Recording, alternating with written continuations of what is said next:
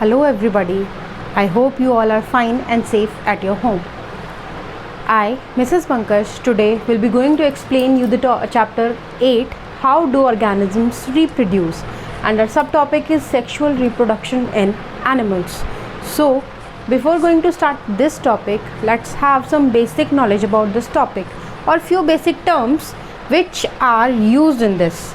So, the very first term we will be using here is itself depicting, in the topic reproduce. That means the process of reproduction. What do you mean by reproduction? The process by which new generation is being produced or new individuals are brought to this world. For example, animals produce their young ones by the process of reproduction. We humans produce babies by the process of reproduction. So we can call it as the production of new generation of individuals of same species. Fine. This is the definition of reproduction. Now we'll be asking a question related with this only. Reproduction is production of new individuals. Then why it is important? That means we can say the significance of reproduction. Fine. The significance of reproduction. Why is it important? You have already studied that reproduction is production of new individuals. So the very first thing about its importance or significance is to maintain continuity of life. Fine. To maintain continuity of life in this world. If we will not produce the new individuals or the young ones, the life will come to an end, because reproduction is the process by which new individuals are brought to the world, and to maintain the continuity that life goes on, the cycle goes on, we need the process of reproduction. The second is for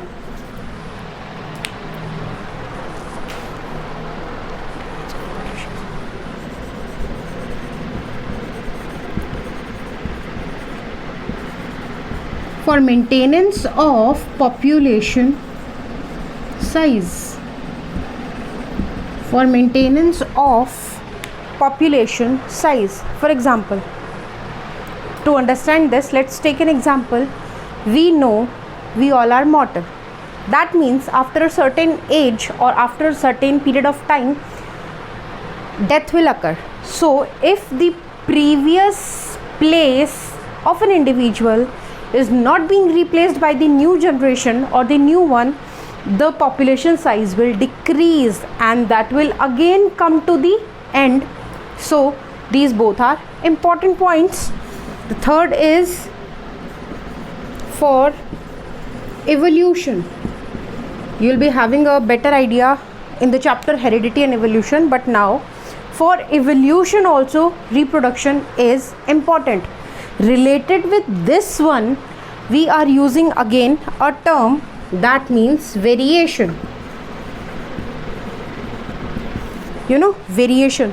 In simple language we can say difference. Variation means difference. But difference in what? Difference in structure, difference in physiology, or different in any of the trait found in the individuals. These difference arises by the process of reproduction, and these differences help in the process of evolution. Fine. So now the basic terms used in this topic, we already have an idea about that. That means reproduction, evolution and variation. Fine. Now come to the very next thing, types of reproduction. It means if reproduction occur, then what are the ways? In how many ways does it occur? What are the types of reproduction? Generally, we say that there are two types of reproduction. One is asexual and the other is sexual. Now, what you mean by asexual reproduction and the other is sexual reproduction? The definition for asexual reproduction is when only one parent is involved in this process. Fine. The process is known as asexual reproduction. That can be either male or female or any of the organism. Only one parent is involved. Sexual means both the parents are required for this process to occur, or both the parents are involved in this process. So, asexual reproduction and sexual reproduction are the two types of reproduction, the process of reproduction. These are the basic terms, or you can say most required knowledge we should all have before starting with our topic, sexual reproduction in animals, or more precisely we can say humans. Fine. So now we are going to start our topic, sexual reproduction in animals or in humans. Fine. Now, in humans, before going to start this topic, I just want to tell you one thing or few things, like humans are unisexual. Now, what does this term mean? Unisexual. What does it mean? Yes. Unisexual means that an organism can represent either male or female. That means only one sex. Or you can say one organism can be either male or female. He cannot be both. ठीक है? Fine. So unisexual is either male or female. A organism can be either male or female.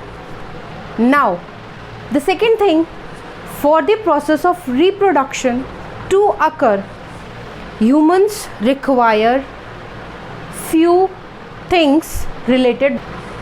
Now, after this term unisexual, we will be explaining the sexual reproduction.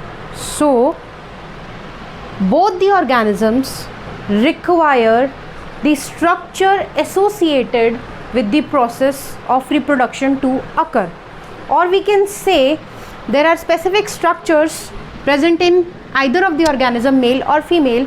Both the organisms require specific structure associated with this process. The structure present in male can be said as male reproductive system, and the structure associated with female is female reproductive system. Fine. So these are the structures required for the process of reproduction to occur. Fine. Now, male reproductive system and female reproductive system, these helps in the process of reproduction. But one thing, before going to start with this, I just want to tell you one thing, is a word, that is puberty. You already have studied this in class 8. What you mean by puberty? This word is very important because this age is required before the process of reproduction to occur. That means both the organisms must attain the age to start with this process. So let's define this word puberty. What does it mean? Puberty is the age of human males and females at which the reproductive organs of humans becomes functional or start producing gametes, and at this age the boys and girls, males and females, becomes sexually mature. Fine. So after puberty, now let's start with male reproductive system. What does it consists of, or its subparts? Fine. The very first thing present in male reproductive system is testes. Fine. The second thing is scrotum. Fine. The third thing is vas deferens. Next thing is urethra, and lastly is penis.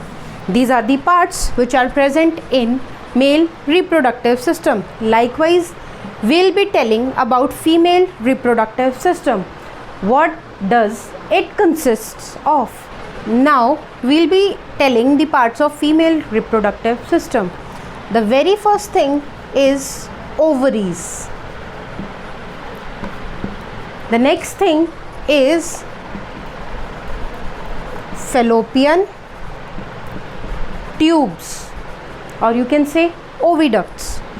The third thing is uterus, and lastly is vagina. These are the parts of female reproductive system. That means it consists of ovaries, fallopian tubes, uterus and vagina. Now we will be studying both the reproductive system in detail along with the diagram.